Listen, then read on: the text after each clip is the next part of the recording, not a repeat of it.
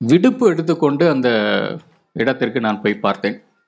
அந்த இடத்தையெல்லாம் சுற்றி பார்த்துவிட்டு அகழாய்வு பொருட்கள் அத்தனையுமே பார்த்துவிட்டு, அஞ்சனக்கோல் சங்க இலக்கிய கால மக்கள் பயன்படுத்திய அஞ்சனக்கோலிலிருந்து ஆதன் என்று எழுதிய அந்த மட்பாண்ட சுவடுகள் வரை அனைத்தையும் கையில் ஏந்தி பார்த்த அந்த தருணம் அது. அப்படியெல்லாம் சுற்றி பார்த்து கொண்டிருந்த பொழுது ஒரு நபர், வயதான நபர், தொடர்ந்து எங்களை சுற்றி வந்து கொண்டே இருந்தார். அவ்வப்போது அகழாய்வு செய்யும் நிபுணர்களுக்கும் அவர் செய்திகளை தந்து கொண்டே இருந்தார். இறுதியாகத்தான் கேட்டேன் அவன் யார் என்று. அவர் அந்த கீழடி ஊராட்சி ஒன்றிய பள்ளியினுடைய தமிழாசிரியர், பின்னர் தலைமை ஆசிரியர் பாலசுப்ரமணியன் என்று அவருடைய பெயர். அவர் குறிப்பிட்டது என்னவென்றால், ஆச்சரியமூட்டும் செய்தி, அதிர்ச்சி அடையக்கூடிய செய்தி என்னவென்றால், அவர் சொன்னது, இந்த இடத்தை, கீழடி என்ற அகழாய்வு செய்யும் இந்த இடத்தை நான் 25 வருடங்களுக்கு முன்னாலேயே நான் கண்டுபிடித்து விட்டேன். தொல்லியல் துறைக்கு எழுதி, இந்திய தொல்லியல் துறைக்கும் தமிழக தொல்லியல் துறைக்கும் எழுதி, இவ்வளவு நாட்கள் கழித்து தான் இப்பொழுது வந்து நீங்கள் அகழாய்வு செய்து கொண்டிருக்கிறீர்கள் என்று.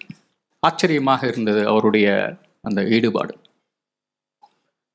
ஒரு தலைமை ஆசிரியர் தன்னுடைய மாணவர்களை பயன்படுத்தி அந்த இடத்தை கண்டுபிடித்தார். அதேபோல் இன்னும் ஒரு செய்தி என்னவென்றால், நான் தொல்லியல் துறைக்கு, பள்ளிக்கல்வித்துறையிலிருந்து தொல்லியல் துறைக்கு அகழாய்வு செய்ய தூக்கி போடப்பட்ட பின்னால், அந்த அகழாய்வு குழியில் அகழாய்வு செய்ய முயற்சி செய்து கொண்டிருந்த பொழுது ஒரு நாள் என்னுடைய அலைபேசியில் ஒரு குறுஞ்செய்தி வந்தது. ஆசிரியர்கள் தொடர்ந்து எனக்காக இலவச அறிவுரைகளை மாணவர்கள் போல் எண்ணி எனக்கும் அனுப்பி கொண்டிருந்த காலம் அது. அப்பொழுது ஒரு செய்தியை சொன்னது, தமிழகத்தின் தென்கோடி மாவட்டத்தில் ஒரு இடம் இருக்கிறது, அந்த இடத்தில் தொல்லியல் அகழாய்வை செய்து கொள்ளலாம் என்று. என்னுடைய அலுவலர்களை அங்கு அனுப்பி வைத்தேன். அனுப்பி வைத்தபோது அவர்கள் சென்று பார்த்த இடம் அவர்களை கண்டுபிடிக்க முடியவில்லை. மாணிக்கம் என்பது அவருடைய பெயர். அவருடைய வீட்டுக்கு செல்கிறார்கள். வீட்டுக்கு சென்று அவருடைய மனைவியை கேட்கிறார்கள், மாணிக்கம் எங்கே இருக்கிறார் என்று. பொதுவாகவே ஒவ்வொரு இல்லத்திலும் இல்லத்தரசிகளுக்கு தங்களுடைய கணவனுடைய வல்லமை குறித்து பல சந்தேகங்கள் இயல்பாக எழுவது உண்டு. அந்த இயல்பைக்கு மாறாக இல்லாமல் அந்த திரு மாணிக்கம் என்பவருடைய மனைவி சொன்னது, அவர் இங்கெல்லாம் இல்லைங்க, ஏதாவது சுடுகாட்டில் இருப்பார், போய் பாருங்க அப்படின்னு. எங்களுடைய அலுவலர்களுக்கு அதிர்ச்சி. சரி, இப்படி ஒரு வசை மொழியை வாங்கி கொண்டு ஒரு நபர் உயிர் வாழ்ந்து கொண்டு இருக்கிறாரே என்று. ஆனால் உண்மையில் அவரை கண்டுபிடித்தது தேரிக்காட்டில் இருக்கக்கூடிய முதுமக்கள் தாழிகள் இருக்கக்கூடிய இடத்தில்தான் அந்த நபரை கண்டுபிடித்தார்கள்.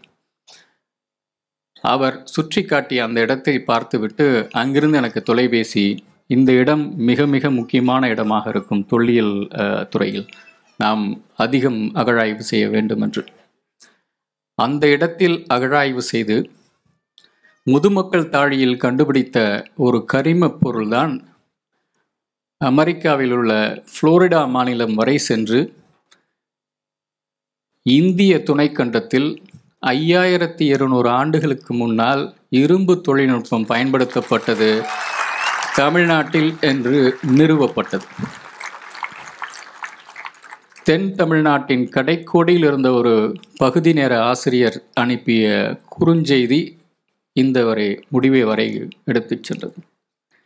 இதை இன்னும் நீட்டித்து சொல்ல வேண்டுமென்றால், சமீபத்தில் இதய அறுவை சிகிச்சை செய்து கொண்டு மருத்துவரை நான் பார்த்த பொழுது, அந்த மருத்துவர் என்னுடைய அந்த அறிக்கைகளை எல்லாம் பார்க்கிறார். ஒவ்வொன்றாக பார்த்துவிட்டு, இதெல்லாம் சரியாக இருக்கிறது, இது சற்று குறைவு, 1 மாதம் கழித்து நீங்கள் வர வேண்டும் என்று மருத்துவரினுடைய இயல்போடு அந்த ஆலோசனைகள், அறிவுரைகள் ஒரு முறத்திலிருந்து வந்து கொண்டிருக்கின்றன. பின்னர் பேனாவினுடைய மூடியை மூடி வைக்கிறார். அடுத்து என்ன அணுகுண்டு என்று நான் பார்க்கிறேன்.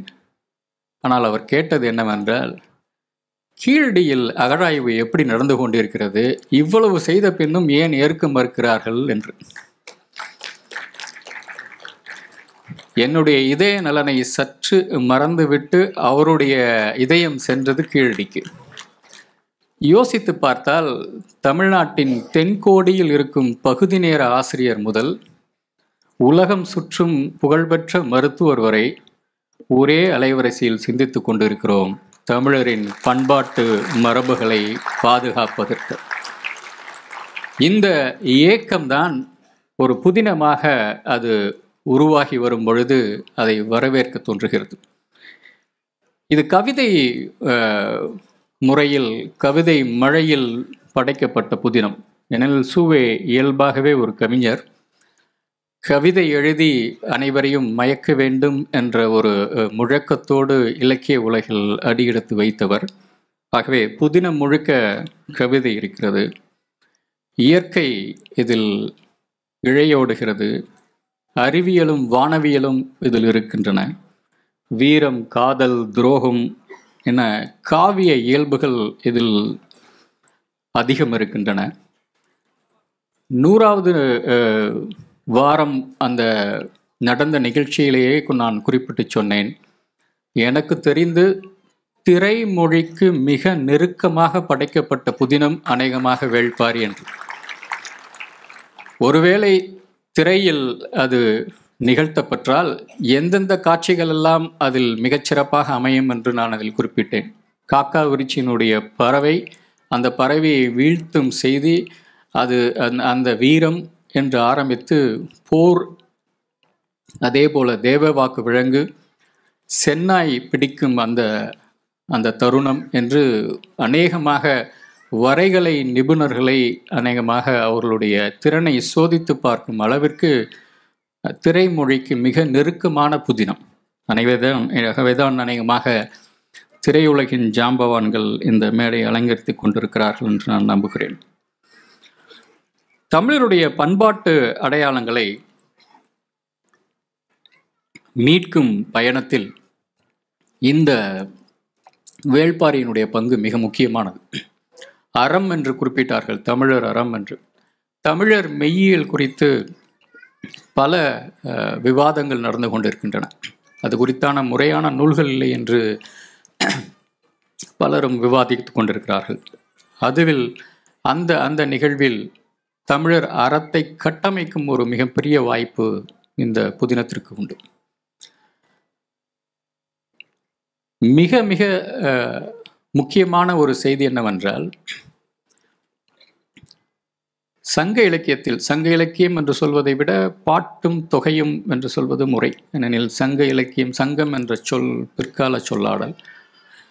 பாட்டும் தொகையும் என்று அந்த புழக்கப்பட்டு கொண்டிருக்கும் அந்த நூல்களில் தமிழருடைய வாழ்வை, அந்த நினைவு நூல்களை தன்னுடைய மனதில் இருத்தி பின்னால் தலைமுறைகளுக்கும் கடத்திய அந்த பாட்டும் தொகையும் என்ற நூல்களிலிருந்து மிகச் சில வரிகளை மட்டுமே வைத்துக்கொண்டு ஒரு மிகப்பெரிய புதினம் கட்டமைக்கப்பட்டிருக்கிறது. மீண்டும் ஒரு முறை சொல்ல வேண்டுமென்றால், ஏன் இந்த வேள்பாரி முக்கியம் என்று பார்த்தால், பொதுவாகவே இங்கே குறிப்பிட்டு சொன்னார்கள், வரலாறு என்பது பொதுவாகவே வெற்றி பெற்றவர்களால் உருவாக்கப்படுவது. வென்றவர் எழுதுவதுதான் வரலாறு. அதில் வீழ்த்தப்பட்ட நபர்களுக்கு அதிகம் இடமில்லை. இன்றும் பிரிட்டிஷ் ஆவணங்களில் பாஞ்சாலங்குறிச்சி கோட்டையை தகர்த்து வீரபாண்டிய கட்டபொம்மனை வெற்றி கொண்ட அந்த பெருமித செய்திகள் தான் அடங்கியிருக்கின்றன. பாஞ்சாலங்குறிச்சி அந்த கோட்டை தகர்க்கப்பட்டு அங்கே ஆமணக்கு விதைத்ததை பிரிட்டிஷ் ஆவணங்கள் பெருமையாக பதிவு செய்கின்றன. கட்டபொம்மனுடைய வாரிசுகளுக்கு அவர்கள் விரும்பி கேட்டதற்கு பின்னால் அவர்களுக்கு வாரிசுரிமை ஓய்வூதியம் வழங்கப்பட்டதை பெருமையாக அந்த ஆவணங்கள் குறிப்பிடுகின்றன. அதில் கட்டபொம்மனுடைய வழி அங்கு இடம்பெறவில்லை. ஆனால் கட்டபொம்மு கதைப்பாடல் என்று காலம் காலமாக நாட்டுப்புற பாடல்களிலிருந்து மீட்டுருவாக்கம் செய்யப்பட்டதுதான் வீரபாண்டிய கட்டபொம்மன் என்ற உருவம்.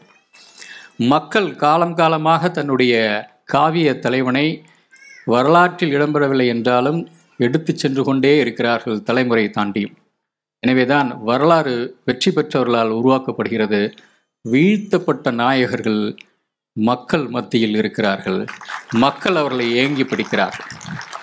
அந்த வகையில் மாபெரும் படைப்புகள், காவியங்கள், மாபெரும் சிற்பங்கள், கோவில்கள் என கட்டிடங்கள் என அரச குடும்பத்தினர் செய்து வைத்து தலைமுறைகள் தாண்டி தங்களுடைய இருப்பை பதிவு செய்ய வைக்க முயற்சி செய்தால், வீழ்த்தப்பட்ட காவிய நாயகர்கள் இலக்கியத்தில் இருக்கிறார்கள். அந்த இலக்கியத்திலிருந்து எடுத்த ஓரிரு வரிகளை வைத்து கொண்டு எழுப்பப்பட்ட மிக அழகிய புதினம்தான் வேள்பாரி. தமிழர்களுக்கு இங்கு வருவதற்கு முன்னால் கூட நான் பேசி கொண்டிருந்த பொழுது நான் குறிப்பிட்டேன், தமிழ்நாட்டில் ஒரு சிறந்த படைப்பு எவ்வளவு பிரதிகள் விற்பனையாகும் என்று கேட்டால் சற்றே தயங்கித்தான் அத்தனை பேரும் யோசித்து சொல்வார்கள். மிகச்சிறந்த கலைப்படைப்பு 5000 10,000 பிரதிகளுக்கு மேல் விற்றால் அது சிறந்த கலைப்படைப்பு இல்லை என்று கூட ஒரு கருதுகோள் இருந்தது. கணையாழியின் கடைசி பக்கங்கள் வழியாக நவீன இலக்கிய உலகத்திற்குள் நுழைந்த எங்களை போன்ற இலக்கிய ஆர்வலர்கள் எல்லாம் அது போன்ற கருத்தாக்கங்கள் மூலமாகத்தான் நாங்கள் வந்தோம். நல்ல படைப்புகள் அதிகம் விற்பனை ஆகாது என்று. இன்னும் சொல்லப்போனால் என்னுடைய நெருங்கிய இலக்கிய நண்பர்கள் பலர் பேர் கூறுவது, தமிழ்நாட்டை விட கேரளாவில் அவர்களுக்கு அதிக வரவேற்பு இருக்கிறது என்று. அந்த வகையில் ஒரு சிறந்த படைப்பு அதிகம் பேரை சென்றடைந்து வணிக வெற்றியும் பெற்று காலத்தை வென்று நிற்பது வேள்பாரி. அதுதான் இந்த இடத்தில் மிக முக்கியமான ஒரு அம்சம். எனக்கு நன்றாக நினைவிருக்கிறது, 25 ஆண்டுகளுக்கு முன்னால் தஞ்சையில் ஒரு நண்பரை சந்தித்தேன். அவர் பிரான்ஸ் நாட்டைச் சேர்ந்தவர், பாரிஸிலிருந்து வந்திருந்தார்.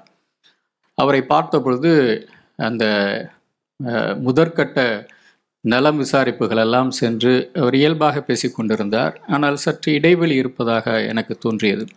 அதற்கு பின்னால் சொன்னேன், என்னுடைய ஆதர்ச நூல் ஆல்ஃபர் காமியோ எழுதிய ஸ்ட்ரேஞ்சர், அந்நியன் என்று. அப்படியே உடைந்து போய் என்னை அணைத்து கொண்டார்.